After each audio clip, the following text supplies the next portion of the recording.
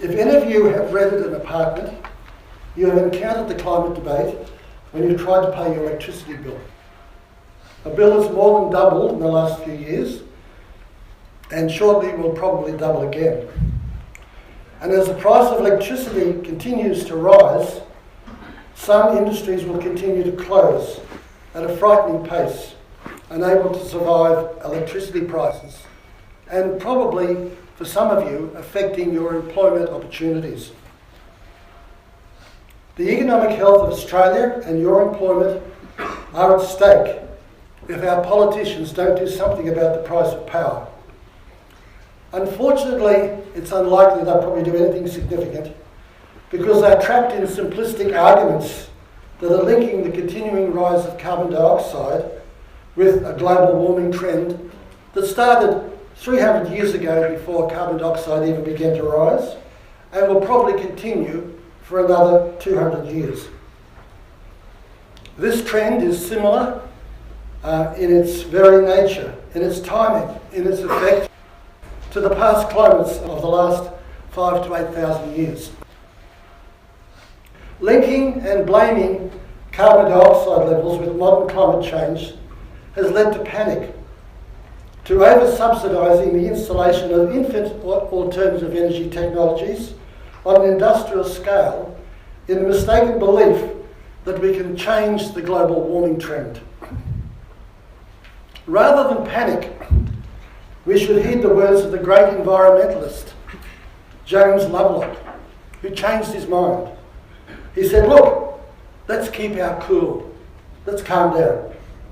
Let's enjoy the earth as it gently warms. Enjoy it while we can. There are very sound reasons to reduce our dependence on oil, coal and gas by developing alternative energy technology, but this development at the moment has been spurred by panic. By over-subsidising infinite technology, Spain was nearly bankrupted. In Australia, unless we come to our senses, we'll also be the sacrificial lambs of worldwide movements that have seized incredible social power through simplistic and false arguments, predicting catastrophic climate change. And in that process, our economy in Australia will suffer, youth unemployment will worsen, the enthusiasm and drive of our youth will give way to frustration and despair. Forecasts of global climate disaster have dominated the climate debate for the last 40 years. The father of modern climate nihilism was James Hansen of the NASA Goddard Space Centre. 30 years ago, he predicted that Manhattan would be flooded in 2010. In his retirement from his kitchen with his leather hat on, he's still predicting metres of sea level rise this century, rises that are mathematically impossible. Only 10 years ago, a professor in England predicted that the next generation of children in Scotland wouldn't know snow. And in Australia, we've wasted over $10 billion building desalination plants due to advice from the so-called Australian Climate Council, predicting Australia would be trapped in never-ending drought. We were told our dams would be forever empty, and at the moment they're full. We were told that Adelaide would live in eternal drought and that Perth would be the world's first climate wasteland metropolis. The United Nations in 2005 predicted there'd be 20 million climate refugees by 2010. Isn't that incredible? There wasn't one. Now, any sensible person would think that these failed prophets would be sacked. But no, the environmental movement canonises its prophets. They continually reinvent themselves, and they remain supported and defended by a university intelligentsia and by a media that loves headlining, predicting disasters. In contrast, those who call these prophets charlatans for that's what they are not treated with the same kindness, but with systematic persecution. Did you know that within the hallowed halls of this University of New South Wales, there's a rapid climate response team to debunk scientists like me who do not deny climate change, but say it's not catastrophic and not a cause to panic? The late Professor Bob Carter, who was a friend of mine, head of the geology department at James Cook for many years, his position was removed because of his position on climate change. Even now, there's calls for the position of Professor Peter Ridd, also at James Cook, to be removed, because he says that the barrier reef is not in decline due to bleaching. He regards bleaching events as necessary for the development of the reef, for its adjustment to warmer periods, because when there's bleaching, the coral next time choose better algal symbionts to develop, and they'll be more resilient when the next warming event occurs. And as a geologist who's worked in New Guinea, you can see the Darai Plateau and the limestones that were there from reefs 15 million years ago, or the reefs that were bleached 8,000 years ago that have survived, or the reefs in the Middle East that survive in waters much, much warmer than the Barrier Reef does. So where are our ideals of academic freedom? Allowing opposing views to be aired. How can science go forward without significant review?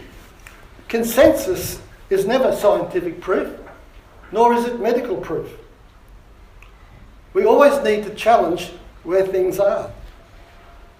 Consensus is often wrong. There is now a new inquisition presided over by a clique of scientists who've given themselves the right of trial to put scientific heretics to the stake. The new torture methods are not the stake or the rack, but the denial of promotion, the manipulation of the media to denigrate, and the refusal to employ.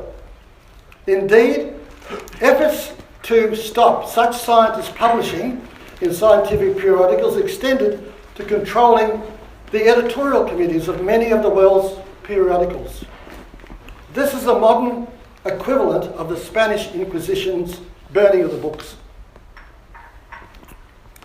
But now to digress. Is this university world in which you as young academics live the only one exercising such thought control? We may well adapt a superior air and criticise the medieval church for misunderstanding science and condemning Galileo. But have things really changed? At this very time, in the 21st century, the advisors to Pope Francis in Rome are too closely aligned with a bevy of left-wing socialist thinkers believing theories of catastrophic climate change. In 1936, Pius XI established the Pontifical Academy of Science to provide the Catholic Church with sound scientific advice. In doing this, he was reviving the tradition of the Academy of the Lynxes. What an incredible academy. Started by Nicholas Sisi in 1603. The symbol was the lynx because the lynx was supposed to be the animal that had the best eyesight. And the scientist had to have the courage to describe what he saw. Not what others said he should see, but what he saw. And he had to be fearless in doing that. Since its inception in 1936, the Pontifical Academy of Science, irrespective of religion, has offered membership to the world's leading scientists. Famous members included Albert Einstein, Niels Bohr, Ernest Rutherford, Erwin Schrödinger, Stephen Hawking, and in medicine, the famous Australian neurologist Sir John Eccles. Now, contrary to the tradition of scientific excellence, when the Church rightly looked to comment on the moral and spiritual changes arising from our treatment of the environment, from the pollution and population stress endured by millions in many cities such as Lagos, Beijing, Bangkok, and throughout the Third World, Unfortunately, the church turned to Hans Joachim Schellenhuber of the Potsdam Climate Impacts Group. He was a radical, a social activist, a catastrophist with many scientists on both sides of the debate disagree with. This physicist sees climate change due to increasing greenhouse gases as the greatest challenge of the 21st century. He sees 7 climate tipping points which are threatening the Earth. He's the one who proposed the idea of the 2-degree rise in global temperatures could be catastrophic, when for most of Earth's history, the Earth's been 3 to 5 degrees warmer. Schellenhuber was also in the vanguard of leftist movements who are manipulating climate science as a tool to restructure society, to limit nationalism. To fight this climate threat, these movements want to replace nationalism with an international world government. In Schellenhuber's case, it's a society of 7, or it's a council with 7 wise men. Schellenhuber's also of the view that climate science is so settled and the climate situation so desperate that scientists with different views should not be even allowed to speak at the Pontifical Academy, as they are flat earthers, they are a distraction, they are a waste of time. And then there's Cardinal Turkson, who links both human slavery and climate as both evil and sinful. He was influential in drafting the encyclical Laudato Si, which to my mind could have been one of the great encyclicals of the century, but it's not. Turkson welcomed Naomi Klein as an advisor.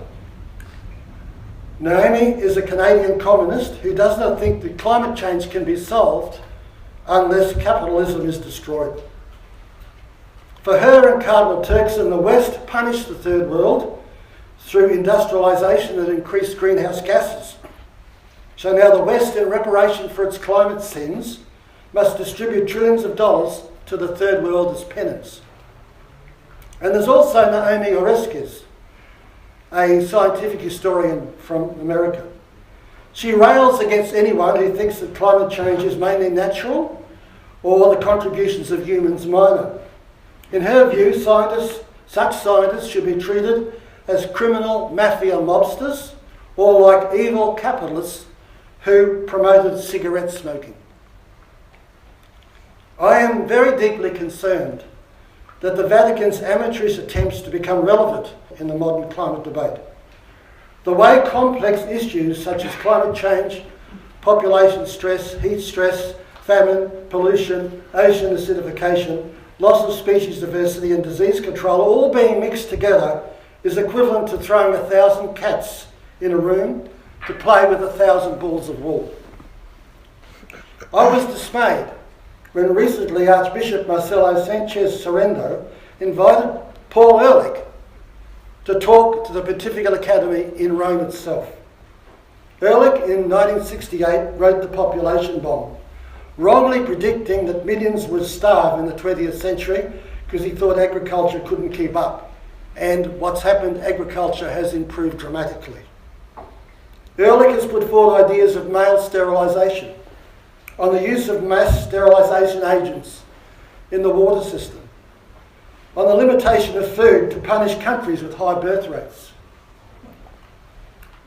And I think the situation worsens when to forbid dissent and to isolate scientists who dispute catastrophic climate change, Bishop Sorrento places the Pope's statements on climate science not at the level of infallible religious doctrine, but still within a level of certainty in Catholic theology, the Pope's ordinary magisterium.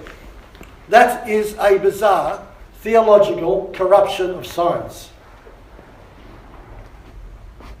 As he said, the Pope's statements regarding global warming must be considered magisterium.